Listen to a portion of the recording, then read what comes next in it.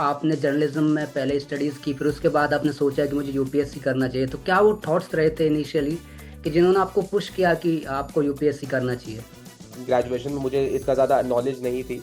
Masters में आने के बाद, क्योंकि कोविड का टाइम था, मास्टर्स में आने के बाद मुझे पता चला कि ऐसा एग्ज़ाम है और इससे भी मैं बदलाव ला सकता हूँ। बहुत सारे जो अभ्यर्थी होते हैं वो जो पेपर सेकंड होता है उसको हल्के में ले लेते हैं। स्टार्ट में जो दिक्कतें हैं सबसे ज़्यादा लोगों को यही है कि मैथ्स आजकल टफ होता जा रहा है, और वो होगा। टू बी ऑनेस्ट, हमें उसके लिए प्रिपेयर्ड रहना चाहिए, क्योंकि ये एक आपको मान के चलना है, ये सिलेक्शन पेपर नहीं है, ये रिजेक्शन पेपर है। 5 लाख लोग जो आ रहे हैं उनमें से 11,000 को चुनना है, तो बाकियों को बाहर निकालने का एग्जाम है। आप डेडिकेटेडली मेंस पढ़िए, ऑप्शनल और मेंस, क्योंकि ये एग्जाम मेन से निकलता है। प्रीलिम्स 10 बार भी लोग निकालते हैं, 6 बार भी लोग निकालते हैं, एग्जाम नहीं निकाल पाते हैं। 12 घंटे पढ़ रहे हैं दिन में और आपका रिटेंशन रेट सिर्फ 2 घंटे का है, तो 10 घंटा तो वेस्ट है, क्योंकि वो चीज़ दोबारा से आपको पढ़नी है, दोबारा से आपको समझनी है। तो मैं इस 18 घंटे, 16 घंटे, 14 घंटे वाले फिलोसफी में बिल्कुल नहीं मानता हूँ।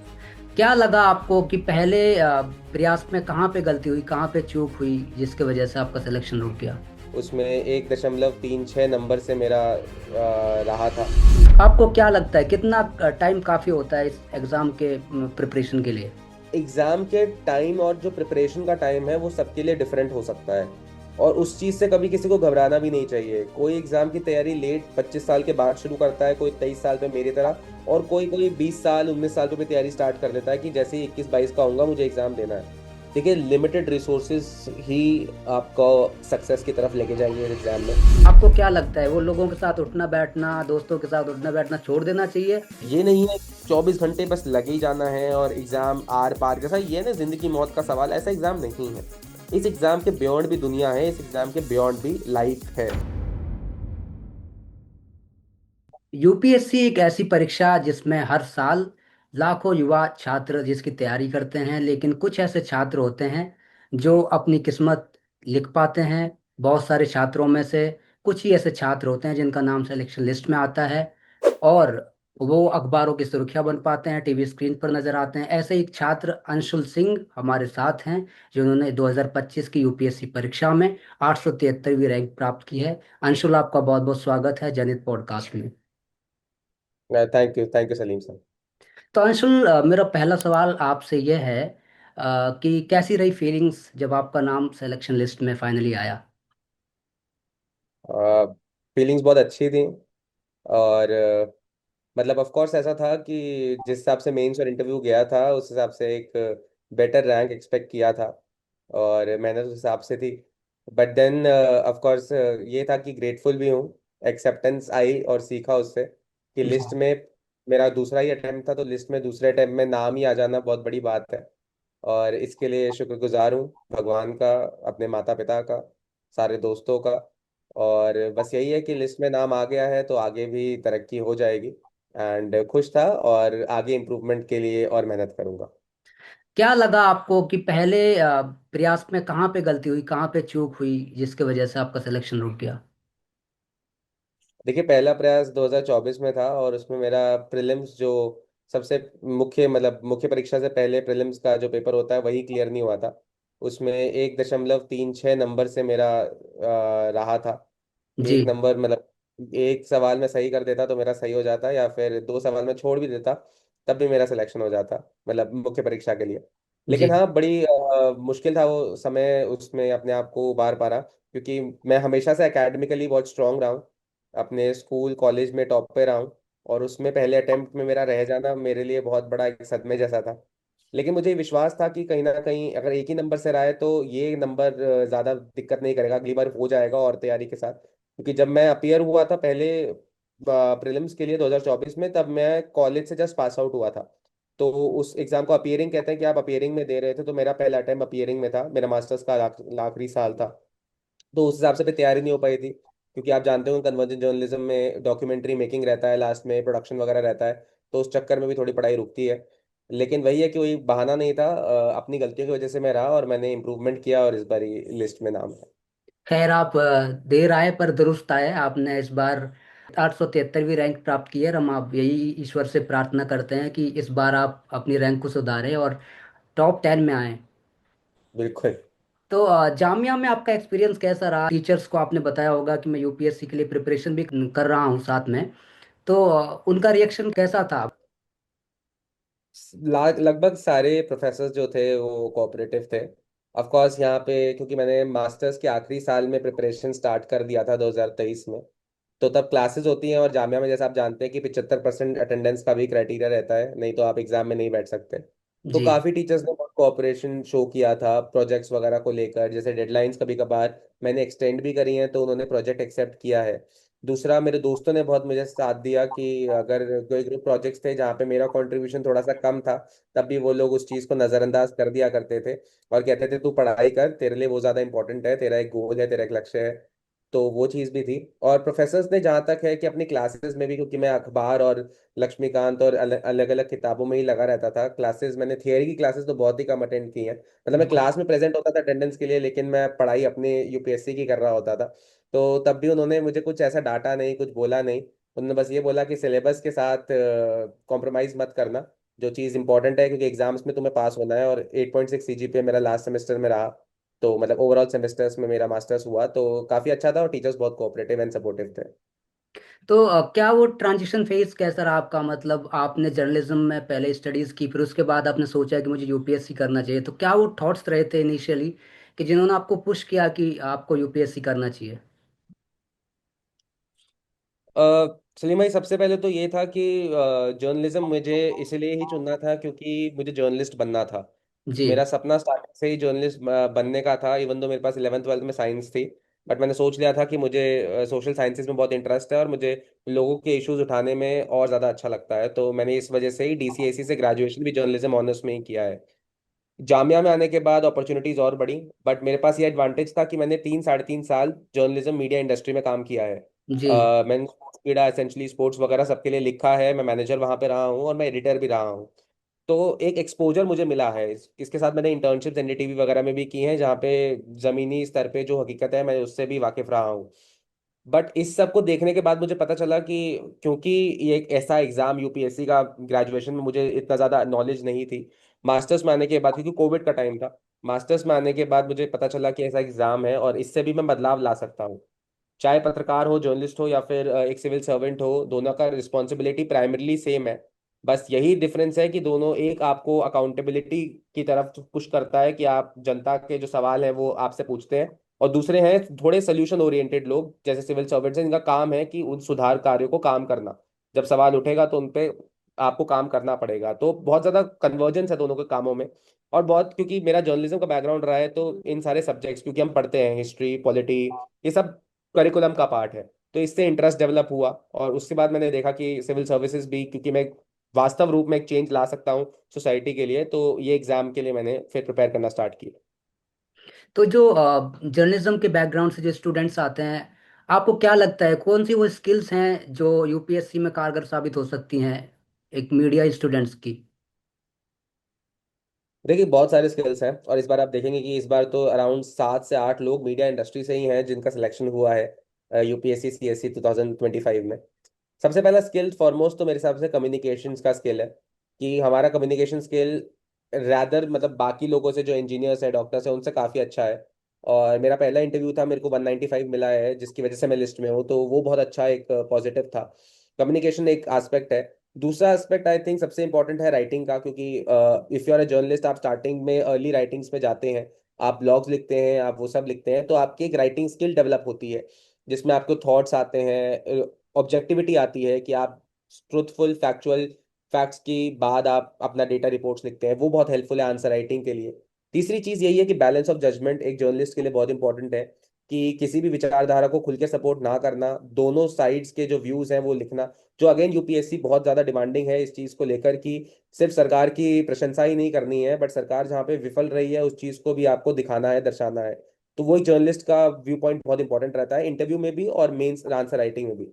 और साथ ही साथ जर्नलिस्ट का एक और ऑब्जेक्टिव चीज ये रहती है कि आपने आवाज तो लोगों की पहुंचा दी है, बट उसके बाद जो आपको सोल्यूशन देने हैं कि क्या इस स्तर पे हो सकता है, ठीक है वो हमारा काम एक्चुअली में नहीं है as a journalist, but again आपको पता होता है, और वही चीज यहाँ पे आपको मेंस में लिखनी होती है कि सोल्यूशन ओरिएंटेड वे फॉरवर्ड क्या होना चाहिए इस समस्या का। तो जर्नलिज्म के स्टूडेंट्स के लिए एक्चुअली बहुत अच्छा एग्जाम है, प्रोवाइडेड कि वो ऑब्जेक्टिवली पढ़े, सब्जेक्टिवली नहीं, अपनी विचारधारा को साइड में रखकर पढ़े, और एक बैलेंस्ड ओपिनियन के साथ इस एग्जाम में आए, देख के कि बुरी चीजें भी हैं, अच्छी चीजें भी हैं, और हमें सुधार लाना है। इस दृष्टिकोण से मेरे हिसाब से एग्जाम निकाला जा सकता है। जी, बहुत अच्छी बात कही आपने। तो मेरा अगला सवाल आपसे ये होगा कि आपको क्या लगता है कितना टाइम काफी होता है इस एग्जाम के प्रिपरेशन के लिए? देखिए सलीम जी, एग्जाम के टाइम और जो प्रिपरेशन का टाइम है वो सबके लिए डिफरेंट हो सकता है। और उस चीज से कभी किसी को घबराना भी नहीं चाहिए। कोई एग्जाम की तैयारी लेट 25 साल के बाद शुरू करता है, कोई 23 साल पे मेरी तरह, और कोई कोई 20 साल 19 साल पे भी तैयारी स्टार्ट कर देता है कि जैसे ही 21 22 का होऊंगा मुझे एग्जाम देना है। तैयारी की जहां तक बात रहती है, अगेन कुछ लोग ग्रेजुएशन में तैयारी शुरू करते हैं, कुछ लोग मेरे जैसे पोस्ट ग्रेजुएशन में करते हैं, कुछ लोग जॉब छोड़ के तैयारी स्टार्ट करते हैं 26 27 पे। तो ये चीज ये है कि आप किसी भी पृष्ठभूमि से आ रहे हो, आपको एक चीज के लिए तैयार रहना है कि एग्जाम थोड़ा लंबा हो सकता है। इसमें कम से कम 2 या 3 साल लग सकते हैं, क्योंकि 1 साल तो प्रिपरेशन का ही है और फिर 1 साल एग्जाम का है, तो 2 साल तो हम्म। मिनिमम सबको लगेगा। मेरे को जैसे अभी 2.5 साल हो चुका है, 3 साल कंप्लीट हो जाएंगे जब मैं ये वाला अटेम्प्ट दूंगा, और जब तक इसका रिजल्ट आएगा तब तक 3.5 4 साल मुझे भी कंप्लीट हो जाएंगे इस अटेम्प्ट के। जी तो ये चीज तो मान के आनी है कि 3 अटेम्प्ट मैंने अपने लिए सोचा था कि मुझे 3 अटेम्प्ट देने हैं। 3 अटेम्प्ट से ज्यादा मैं इस एग्जाम में नहीं रुकूंगा, क्योंकि ये मेरा पर्सनल थॉट था कि इतना ज्यादा भी करना उचित नहीं है। बट अगेन कुछ लोगों को आप देखते हैं जो 5 अटेम्प्ट 6 अटेम्प्ट तक जा रहे होते हैं। तो ये आपका पर्सनल डिसीजन है। हाँ, ये है कि अगर आपकी पृष्ठभूमि इतनी स्ट्रांग नहीं है, अगर इतने रिसोर्सेज आपके पास नहीं है, तब ये एग्जाम आपके लिए, कुछ लोगों के लिए करो या मरो की स्थिति बन जाता है, जो बिल्कुल नहीं होना चाहिए। अगर आप गांव से या फिर कहीं दूर दराज इलाकों से आ रहे हैं, आपके पास एक प्लान भी रेडी होना चाहिए, क्योंकि ये एग्जाम ऐसा है जो आप तीसरा चौथा अटेम्प्ट देंगे और फिर आप देखोगे पीछे मुड़ के तो 4 5 साल आपकी जिंदगी के ऐसे ही चले जाते हैं। एक लेवल के बाद स्किल सेट भी आप एक्वायर नहीं कर सकते हो। आप नया स्किल्स जो सीख सकते थे इस प्राइम एज में, वो नहीं सीख सकते हो 28 29 साल के बाद। तो ये आपको देखना पड़ेगा कि इस एग्जाम की अपॉर्चुनिटी कॉस्ट जिसको हम बोलते हैं वो बहुत ज्यादा है, कि इस एग्जाम को पढ़ने की जगह मैं और कुछ कर रहा होता तो हो सकता है कि वहां पे सक्सेसफुल बन सकता था, बट मैंने ये एग्जाम चुना है।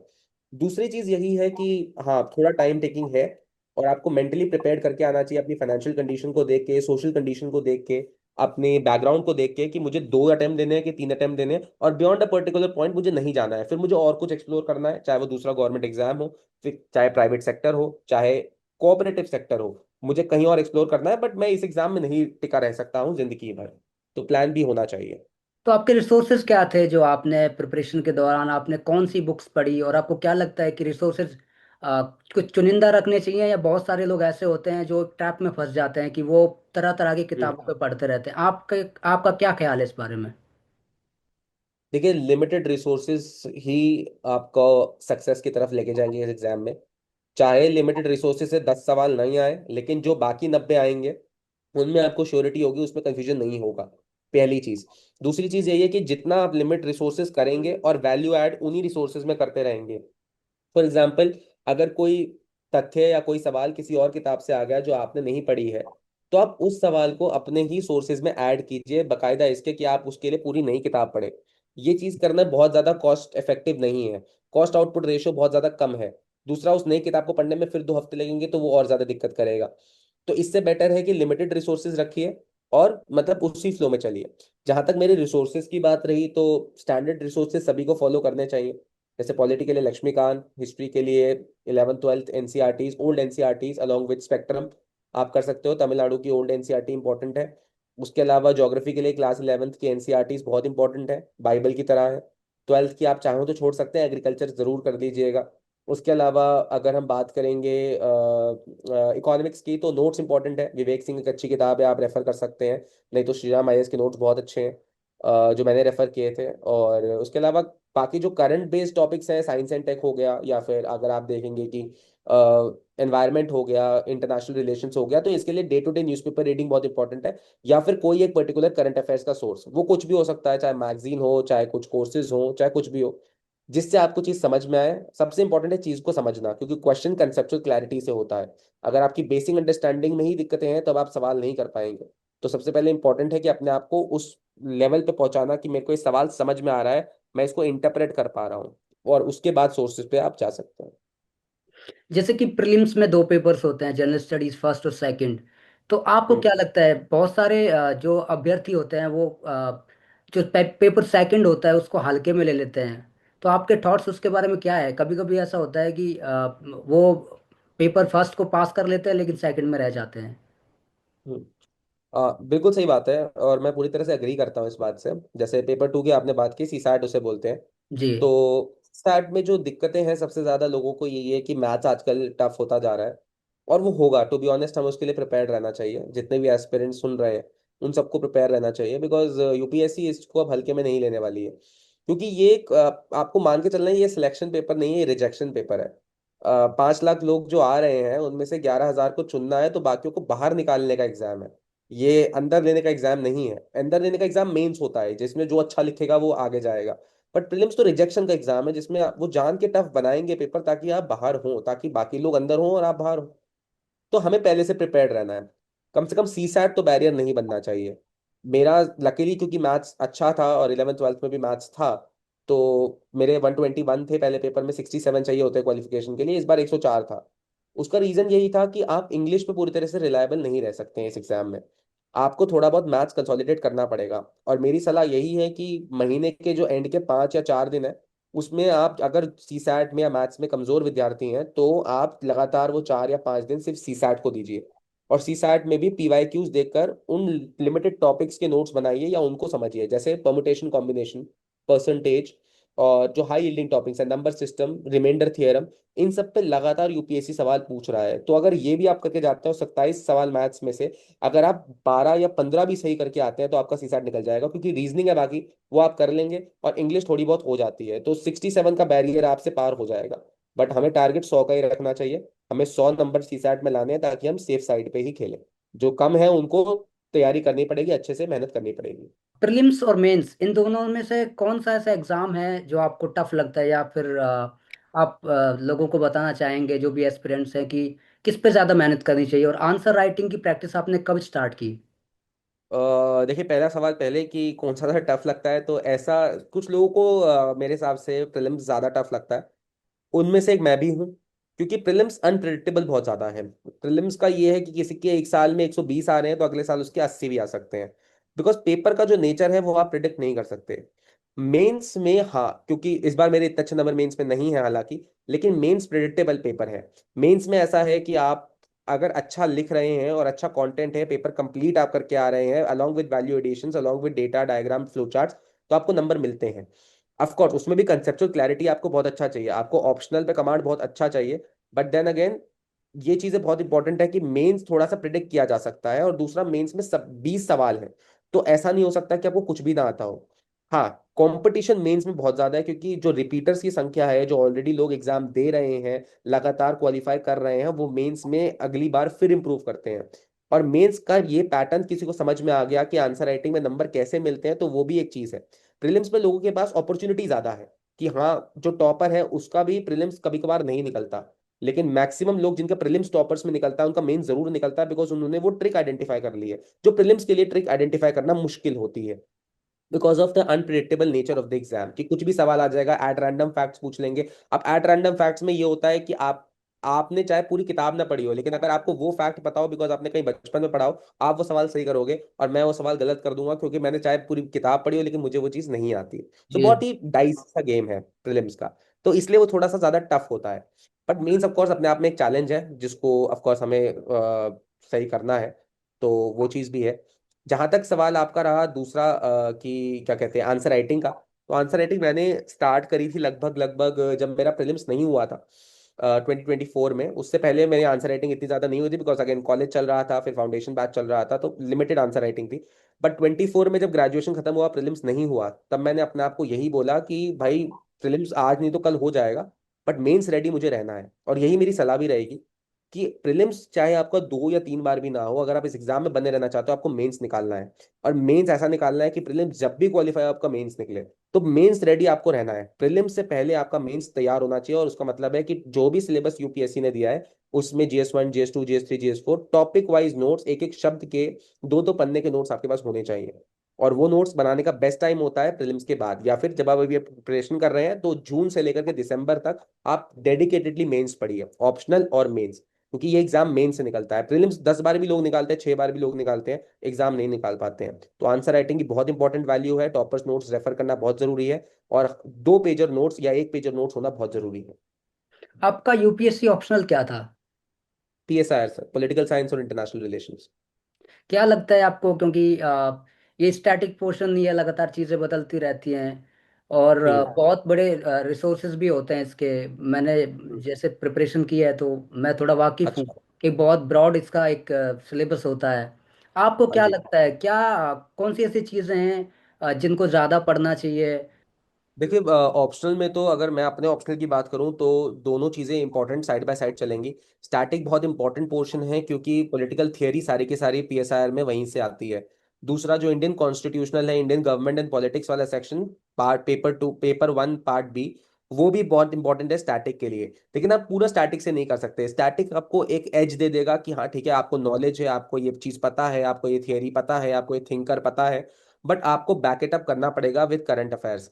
क्योंकि इसमें स्पेशली पेपर 2 में जो IR का पोर्शन है, और जो पहले वाले इंटरनेशनल थियरी का पेपर है, उसमें बहुत इंपॉर्टेंट चीजें हो जाती हैं कि आपको ये पता होना चाहिए कि आपको लिंकेजेस डेवलप करने आने चाहिए। For example industrial revolution, cold war, इन सब में क्या लिंकेजेस हैं। आज की पॉलिसी जो US ईरान के साथ कर रहा है, उसमें कितना हक कोल्ड वॉर का है, कितना हक उसमें, कितना रोल उसमें ईरानी रेवोल्यूशन का है। ऐसा क्यों है कि ईरान अभी तक डेवलप न्यूक्लियर वेपन्स नहीं कर पाया, जबकि प्रोग्राम्स 1980 से चल रहे हैं। क्या रोल चाइना का है, इंडिया का क्या स्टेक है, इंडिया को क्या करना चाहिए। तो ये सारी नॉलेज आपको कोई स्टैटिक थियरी नहीं देगा। ये सारी इंफॉर्मेशन आपको मिलेगी इंटरनेट पे, पहली बात। दूसरी बात, जो रिसोर्सेज हैं न्यूज़पेपर्स में, मीडिया में, और रिनाउंड पॉलिटिकल थियरिस्ट इस पे क्या कह रहे हैं, जैसे मिस्टर C राजामोहन इस पे क्या कह रहे हैं, इंडियन गवर्नमेंट की मिनिस्ट्री ऑफ एक्सटर्नल अफेयर्स का क्या स्टैंड है इस चीज पे, बाकी कुछ इंटरनेशनल ऑथर्स का क्या रिएक्शन है। तो इस सब में आपको करंट से बैकअप अप करना पड़ेगा। तो मिक्स ऑफ बोथ लगा के चलना पड़ेगा, नंबर तभी मिलते हैं। और वैसे भी अगर आप देखोगे कि अच्छा आंसर वही है जिसमें दोनों चीजें हों, कि पता हो बंदे को कि एक्चुअल में दुनिया में चल क्या रहा है। तो जैसे एक भ्रम फैला हुआ है, अक्सर ऐसा होता है यूपीएससी की प्रिपरेशन करने से पहले कुछ लोग सोचते हैं कि यार इसमें 16 घंटा पढ़ना पड़ता है, 18 घंटे पढ़ना पड़ता है। आपको क्या लगता है, कितना समय हर दिन देना मतलब आपको ठीक लगता है? क्या आप कितने घंटे देते थे? सर देखिए, मेरा ऐसा विचार है कि इसमें ना इफेक्टिव लर्निंग बहुत इंपॉर्टेंट है, जो टर्म हम मिस कर जाते हैं। एक होती है लर्निंग, कि ठीक है भाई, हम 8 घंटा दिन में या 10 घंटा दिन में पढ़ रहे हैं। और एक होता है इफेक्टिव लर्निंग। इफेक्टिव लर्निंग से मेरा अभिप्राय ये है कि अगर आप 8 घंटा दिन में पढ़ रहे हैं तो आपका रिटेंशन रेट क्या है। आप 6 घंटे का रिटेन कर रहे हैं, 4 घंटे का कर रहे हैं, सिर्फ 2 घंटे का कर रहे हैं, क्या रिटेंशन रेट है। जी। और वो रिटेंशन रेट मेरे हिसाब से डिटरमाइन करता है कि आपका सक्सेस रेट इस एग्जाम में क्या होगा, टू एन एक्सटेंट। उसका एग्जाम्पल ये है कि अगर आप 8 घंटा पढ़ रहे हैं और आपका 6 घंटे का भी रिटेंशन रेट है ना, तो 2 घंटे जो बचेंगे ना, वो आप दूसरी रिवीजन या तीसरी रिवीजन में कवर अप कर देंगे। क्योंकि 6 घंटे अगर मैंने ढंग से पढ़ लिया, मतलब मैं वो चीज नहीं भूल रहा हूँ। अब मेरे से आप 1 साल बाद भी या 6 महीने बाद भी पूछेंगे, मेरे को चीज आती होगी। लेकिन अगर आप 12 घंटे पढ़ रहे हैं दिन में और आपका रिटेंशन रेट सिर्फ 2 घंटे का है, तो 10 घंटा तो वेस्ट है। क्योंकि वो चीज दोबारा से आपको पढ़नी है, दोबारा से आपको समझनी है। तो मैं इस 18 घंटे, 16 घंटे, 14 घंटे वाले फिलोसफी में बिल्कुल नहीं मानता हूँ। मैं, मेरा सिंपल सा, मेरी थियरी में मेरा ये करता था कि मेरे को इफेक्टिवली वो चीज़ करनी है। फॉर एग्जांपल टॉपिक वाइज मुझे करना है कि अगर मेरा दिन का टारगेट आज का ये है, तो मुझे इतने इस टॉपिक पे बेस्ड चीज़ें कर लेनी है। और अगर वो टॉपिक मेरा या फिर वो टारगेट मेरा उस दिन को नहीं कंप्लीट हो पाता है, देन मैं अगले के दिन का टारगेट उसी बेसिस पे बनाऊंगा जिस बेसिस पे मैंने पिछला दिन किया है। अगर आज मुझे पॉलिटी के 4 चैप्टर पढ़ने हैं तो मैं 4 करूंगा। और अगर वो चीज बाय चांस नहीं हो पाती तो अगले दिन मैं 3 चैप्टर का टारगेट रखूंगा। लेकिन वो चीज मैं ऐसे ढंग से करूंगा कि मेरे को एक बार भी, चाहे मैं जनवरी में पढ़ रहा हूँ, मेरे को मई तक वो चीज याद रहे। और दो बिल्कुल। बार 3 बार रिवीजन, और रिवीजन इज इम्पोर्टेंट। इस एग्जाम में सबसे इम्पोर्टेंट घंटा नहीं है पढ़ना, जितना है रिवीजन है। जितना आप याद रख पाएंगे उस एग्जाम तक अल्टीमेटली, और लॉजिक से, एक्सप्लेनेशन से सवाल वो कर पाएंगे, उतना याद रहेगा। एग्जाम अल्टीमेटली रोट लर्निंग का बिल्कुल है। अगर कोई बोलता है कि सिर्फ इंटेलिजेंट गेसिंग और मेमोराइजेशन के बिना एग्जाम निकल जाएगा, वो झूठ बोल रहा है। रोट लर्निंग बहुत इंपॉर्टेंट है, चाहे प्रीलिम्स हो चाहे मेंस हो, तो रिवीजन पे फोकस करना इंपॉर्टेंट है। यूपीएससी का परिणाम आते ही यूट्यूब पे वीडियोस की बाढ़ सी आ जाती है। सब लोग टॉपर्स की जो भी ख्यालात होते हैं उनको सुनते हैं कि टॉपर्स का हम्म। क्या कहना है, किस तरह से परीक्षा का सामना करना चाहिए। आप ये सारी चीज़ें तो बताते हैं कि क्या करना चाहिए, बहुत सारी ऐसी चीजें भी होंगी जो नहीं करनी चाहिए, वो चीजें क्या हैं आपके नजरिए से? सर सबसे पहले तो मैं बड़ा वो है कि, लेकिन सबसे पहले तो यही है कि ये सब यूट्यूब पे वीडियोस नहीं देखनी चाहिए, सबसे पहला तो यही काम करना चाहिए। देखिए सब टॉपर्स की अपनी जर्नी होती है, सब टॉपर्स का अपना, और वो एक टाइम पे एस्पायरेंट्स रहे होते हैं सबके सब, हम सब ने जर्नी वहीं से स्टार्ट की है। और सबकी जर्नी यूनिक होती है। अगर कोई ये बोल रहा है कि यार मैं 60 घंटे हफ्ते में पढ़े और उसके बाद मैं आईएएस बन गया, तो हो सकता है कि आपको 50 या 70 घंटे भी पढ़ना पड़े, क्योंकि जी आपका और उसका सोशल बैकग्राउंड, फाइनेंशियल बैकग्राउंड और हर चीज डिफरेंट हो सकती है। हो सकता है कि उसके घर में कोई इशू ना हो और आपके घर में बहुत बड़ा इशू हो और आप उसके बाद पढ़ रहे हो और वो उसके बिना पढ़ रहा हो। तो सबकी सोशल कंडीशंस डिफरेंट है, सबकी इकोनॉमिक कंडीशंस डिफरेंट है, सब अलग अलग हालात और परिस्थितियों में पढ़ाई करते हैं। तो किसी भी एक पर्टिकुलर टॉपर को देखकर उसको मतलब पेडिस्टलाइज नहीं करना चाहिए। बिल्कुल ठीक है, बिल्कुल। उन्होंने किया है, निकाला है, अच्छी बात है और वो डिजर्व करते हैं उस क्रेडिट को। बट आपका रास्ता जरूरी नहीं कि वही हो। दूसरी चीज मेरे हिसाब से जो नहीं करनी चाहिए सर, अगेन वो यही है कि हर किसी रिसोर्स के पीछे नहीं भागना चाहिए। हो सकता है सवाल 10 भी आए मॉक टेस्ट में कि वो आपको ना आते हैं और ये सोर्स आपने पढ़ा ना, और आपके दोस्त के 10 सवाल सही हो गए हो। इसका मतलब ये नहीं कि आपका सोर्स बेकार है, इसका मतलब ये नहीं कि लक्ष्मीकांत ही बेकार है। इसका मतलब ये है कि ठीक है, हो सकता है कि उसके सोर्स में एग्जाम में सवाल ना आए, आपके सोर्स में यहाँ पे आ गए, मॉक टेस्ट में कुछ भी हो सकता है। आपको उस 10 सवालों को अपने जहन में रखना है, उनको अपने नोट्स में ऐड कर लेना है और आगे बढ़ जाना है, rather than looking for a different source altogether. Simple रखना है, बेसिक रखना है। और तीसरा यही है कि रिवीजन पे ज्यादा फोकस करना है, स्टैटिक पे ज्यादा फोकस करना है as compare to current affairs. Current affairs के बहुत मॉड्यूल्स हैं मार्केट में, हर कोई बेचने में लगा पड़ा है, लेकिन हमें स्टैटिक को देखना है। अगर सिर्फ और सिर्फ स्टैटिक भी आप करके ढंग से जाते हैं तो करंट अफेयर्स अपने आप 25 से 30% बन जाएंगे और प्रीलिम्स के लिए उतना बहुत है। मेंस में हाँ करंट अफेयर्स को ढंग से रखना है, बिकॉज उसमें वैल्यू एडिशन और बाकी सब सोर्सेस काम आते हैं।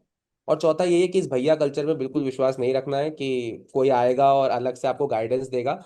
गाइडेंस भरी पड़ी है, आपको फिल्टर आउट करना पड़ेगा कंटेंट को कि ठीक है ये काम मेरे लिए करेगा, ये काम मेरे लिए नहीं करेगा, इसके नोट्स मुझे देखने हैं, इसके नोट्स मुझे नहीं देखने हैं, इसको मुझे कैसे करना है। तो जैसा आपने बहुत अच्छा सवाल पूछा कि क्या नहीं करना है, इस चीज पे बहुत फोकस होना चाहिए रेदर देन क्या करना है। सोशल मीडिया के लिए बहुत लोग बोलते हैं कि बिल्कुल यूज नहीं करनी चाहिए। हाँ, मैं एग्जाम से पहले नहीं करता था, but through out this process during the interview phase मैंने एक्सटेंसिवली अपना ट्विटर यूज किया है, अपना इंस्टाग्राम यूज किया, और उसमें ऐसी ऐसी चीजें भी आती, रील्स वगैरह बहुत अच्छी आती है जिसमें करंट अफेयर्स है। अभी भी प्रीलिम्स की करंट अफेयर्स अब शॉर्ट्स में आ रहे हैं। तो ये आपके ऊपर है कि आपको यूज कैसे करनी है वो चीज, ये नहीं है कि आप कंप्लीट बैन कर दो और वो सब कर दो, मतलब उसके बिना भी एग्जाम निकाला जा सकता है। That's all what I wanted to say sir. अच्छा, एग्जाम यूपीएससी के एग्जाम के लिए गंभीरता बहुत जरूरी है, बिल्कुल सर। सीरियसनेस होनी चाहिए। लेकिन हम्म। बहुत सारे एस्पिरेंट्स ऐसे होते हैं बहुत ज्यादा सीरियस हो जाते हैं। आपको क्या लगता है, वो लोगों के साथ उठना बैठना, दोस्तों के साथ उठना बैठना छोड़ देना चाहिए, या फिर उसके साथ भी परीक्षा दी जा सकती है? सर मैंने तो नहीं छोड़ा, तो मैं किसी को ये तो नहीं कह सकता कि छोड़ देना चाहिए। मेरे हिसाब से सोशल स्किल्स बहुत ज़रूरी हैं ज़िंदगी में, और जी एक सोशल कंपनी का होना बहुत ज़रूरी है, बिकॉज अल्टीमेटली जब फेलियर भी आएगा तो वही लोग हैं जो आपको सपोर्ट करेंगे, और बिल्कुल। सक्सेस को तो ऑफकोर्स वो साथ देते ही हैं। तो ये सब चीज़ें नहीं, मैं वही किसी भी चीज़ के, किसी का चीज़ का ब्लैंकेट बैन या ब्लैंकेट प्रोहिबिशन कोई सोल्यूशन नहीं है। जी ये नहीं है 24 घंटे बस लगे ही जाना है और एग्जाम आर पार, जैसा ये है ना जिंदगी मौत का सवाल, ऐसा एग्जाम नहीं है। इस एग्जाम के बियॉन्ड भी दुनिया है, इस एग्जाम के बियॉन्ड भी लाइफ है, वो एग्जिस्ट करती है। ठीक है, सब लोग सक्सेसफुल नहीं होते हैं जिंदगी में या फिर एग्जाम में, बट इसका मतलब ये नहीं है कि आदमी ही फेलियर हो गया है।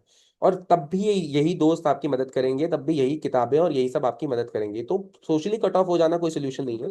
हाँ, एग्जाम से जब एग्जाम आने वाला हो, 1 महीना 1.5 महीना हो, तब आप कट ऑफ कर सकते हैं लोगों से, अपने पेरेंट्स से, या फिर कोई भी ऐसा इंसान जिससे आपकी फीलिंग्स मैच होती हो और आपको आपकी दुख दर्द में वो आपका सपोर्ट करता है, उसका साथ कभी नहीं छोड़ना चाहिए। लगातार पेरेंट्स से बात करते रहें, दोस्तों से बात करते रहें, भाई बहनों से बात करते रहें।